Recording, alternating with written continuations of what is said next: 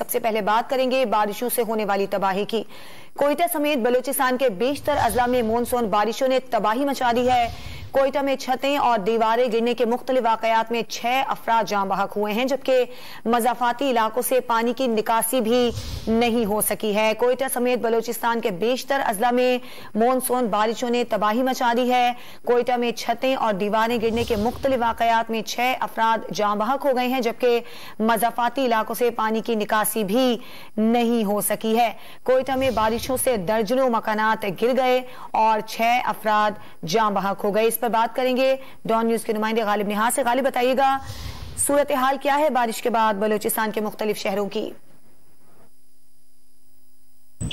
जी बिल्कुल, कोयटा समेत बलूचिस्तान के शुमाली अजला में मानसून बारिशों का सिलसिला जारी है। बात की जाए अगर बलूचिस्तान के सूबाई दारुल हुकूमत कोयटा की, तो गुज़िश्ता रोज होने वाली तूफानी बारिश ने कोयटा में एक तबाही का मंजर जो है वो पेश कर दिया।